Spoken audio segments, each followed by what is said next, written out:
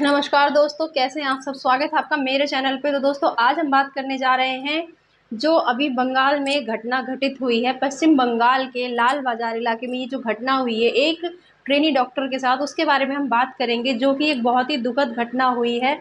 ऐसी ही घटना हमने आज के कुछ साल पहले सुनी थी, निर्भया कांड की। जी हाँ दोस्तों, उस केस को कोई भी नहीं भूल सकता है। इतना दर्दनाक, इतना भयानक वो दृश्य था, जो भी आज भी उस केस को याद करता है उसकी रूह तक कांप उठती है। सेम उसी के जैसा, एकदम उसी की टू कॉपी ही आप कह सकते हैं, वैसा ही केस आया है अभी ये ट्रेनी डॉक्टर का, जो कि इस टाइम पे बहुत ही ज़्यादा चर्चा में है। बहुत लोग कैंडल मार्च कर रहे हैं, बहुत लोग धरना दे रहे हैं। लेकिन इन सब से क्या, इन सब से कुछ होने वाला है? इन सब से कुछ भी होने वाला नहीं है, क्योंकि आए दिन ये घटनाएं हमारे देश में बढ़ती ही जा रही हैं। कम होने का इनका कोई भी नाम नहीं है। लेकिन दोस्तों, ये धरना, ये कैंडल मार्च, क्या ये सब इस चीज़ का सलूशन है? नहीं है, बिल्कुल भी नहीं है। हमें इस चीज़ पे एक्शन लेना चाहिए। जो जैसा करता है उसके साथ हमें वैसा ही करना चाहिए। जब भी इन जो अपराधी हैं उनके मन में ये डर बैठेगा, ये खौफ बैठेगा, वो निश्चिंत होकर घूमते हैं। उन्हें पता है हमने ये किया है, हमें कुछ टाइम तक जेल में रखा जाएगा, कार्रवाई होगी, वो अच्छे से अच्छा वकील करेंगे। और ये देखिए, हमारे देश की विडंबना कितनी बड़ी है कि ऐसे अपराधियों को वकील तक मिल जाते हैं, जबकि ये सरासर गलत है। ऐसे अपराधियों को तो वकील मिलने ही नहीं चाहिए। उनको वकील मिलते हैं इसीलिए उनको ये आश्वासन है कि हमें आगे चल के छुड़ा लिया जाएगा, इसीलिए वो बेझिझक ऐसे कांड करते हैं। किसी की बहन, किसी की बेटी के साथ ऐसे कांड करते हैं। अभी जो ये हुआ है पश्चिम बंगाल में, उसमें भी दोस्तों ऐसी ही घटना सामने आई है, जिसमें एक ट्रेनी डॉक्टर, जो एक बहुत बढ़िया अपनी हॉस्पिटल में जॉब कर रही थी, उसकी बढ़िया नौकरी चल रही थी, 31 साल उसकी उम्र थी। अभी वो विवाहित नहीं थी। घर वालों से बहुत ही अच्छे उसके तालमेल थे, बातचीत होती थी। घर वाले संतुष्ट थे कि मेरी बेटी एक बहुत अच्छी जगह नौकरी कर रही है, जॉब कर रही है और वो सुरक्षित है।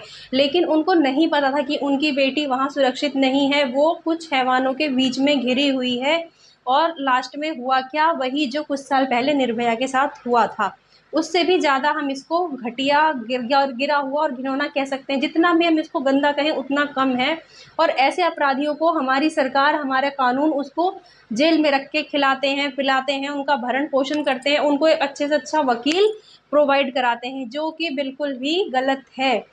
तो जो भी ये करते हैं उनको दोस्तों, मेरे तरफ से तो मेरा यही कहना है, मैं अपनी दिल की बात रख रही हूँ यहाँ पे, कि उनके साथ ऑन द स्पॉट फैसला होना चाहिए। कोई सुनवाई नहीं, कोई केस नहीं, कोई एफआईआर नहीं, कोई वकील नहीं, कोई कोर्ट नहीं, कोई मुकदमा नहीं, सीधे ऑन द स्पॉट फैसला और सज़ा। जितनी दर्दनाक मौत वो हमारी बहन बेटियों को देते हैं, उससे कई गुना ज़्यादा दर्दनाक मौत उन्हें मिलनी चाहिए। अगर ऐसा होगा जब ही चल के ये आगे रुकेगा, वरना कुछ भी नहीं होने वाला है। आप केस करिए, मुकदमा कर दीजिए, एफआईआर कर दीजिए, कोई फ़र्क नहीं पड़ता इन लोगों को। जिसको ये हैवानियत करनी होती है वो करते हैं। आए दिन इतने केस आते हैं, आप किस किस केस को याद रखेंगे? बहुत से केस ऐसे हैं जो सामने आते ही नहीं हैं, दबले दबे कुचले रह जाते हैं, जिनको ऊपर ही नहीं लाया जाता है। बहुत लोग अपने डर से केस को वापस नहीं लाते हैं कि हमारी बदनामी होगी, तो ये बदनामी के डर से इतने केसेस दब जाते हैं। लेकिन मेरी सरकार से यही गुजारिश है, यही प्रार्थना है कि ऐसे मुजरिमों को जेल में डाल के मत पालिए, उन्हें सीधा ऑन द स्पॉट फैसला दीजिए, ऑन द स्पॉट उनको सज़ा दीजिए, और वैसी ही सज़ा दीजिए जैसी वो हमारे बहन बेटियों के साथ करते हैं। जैसी दरिंदगी वो हमारी बहन बेटियों के साथ करते हैं, वैसी ही सज़ा उन्हें मिलनी चाहिए। जिस तरह आप इस केस में देख सकते हो, उस महिला की, उस लड़की की आँखों को उन्होंने फोड़ दिया चश्मे के साथ, कुचल कुचल के उसकी आँखों को फोड़ दिया। उसकी आँखों से खून आ रहा था, उसके मुंह से खून आ रहा था। उसका शरीर का कोई भी अंग ऐसा नहीं था जहाँ से ब्लड ना आ रहा हो। कमर के नीचे उसके अंग पे एक भी कपड़े नहीं थे। ऐसी हालत में अगर कोई माँ बाप अपनी औलाद को देखेगा तो आप सोच सकते हैं उसके ऊपर क्या बीतेगी। और जो मुजरिम है उससे पुलिस पूछताछ कर रही है, नहीं, ये बिल्कुल गलत है। कोई पूछताछ नहीं होनी चाहिए, सीधे ऑन द स्पॉट उसको भी वैसे ही मौत देनी चाहिए, और पब्लिक के सामने देनी चाहिए, चाहे ताकि पब्लिक में उसका खौफ बैठे। दोस्तों, मैं इस घटना से बहुत ज़्यादा दुखी हूँ, इसीलिए मैंने सेकंड वीडियो भी बनाई है। मैंने इसकी फर्स्ट वीडियो भी बनाई है, तो आप प्लीज़ उसको भी देखिएगा और अपनी प्रतिक्रिया बताइएगा कि आप इस चीज़ के बारे में क्या सोचते हैं। पूरा देश इस टाइम पे सदमे में है कि ऐसे कैसे हो सकता है। एक लड़की जो अपने घर से दूर, उसके माँ बाप उसको पढ़ाते हैं, लिखाते हैं कि मेरी बेटी आगे चल के कुछ बनेगी, और वो बन भी जाती है, एक अच्छी जॉब कर रही होती है, अच्छी ट्रेनर है, डॉक्टर है, और उसके साथ ऐसा हो जाता है। तो आप अपनी बेटी बहनों को कहाँ सुरक्षित समझते हैं? तो ये सब चीज़ें नहीं होनी चाहिए हमारे देश में जो हो रही है। मणिपुर की घटना ले लो, हैदराबाद की घटना ले लो, दिल्ली की निर्भया कांड ले लो, बहुत सी ऐसी घटनाएँ, ये बड़ी-बड़ी घटनाएँ हैं। छोटी-छोटी घटनाएँ तो सामने ही नहीं आती। लोग कुछ डर के मारे, कुछ अपनी इज़्ज़त बचाने के लिए उनको सामने नहीं लाते हैं।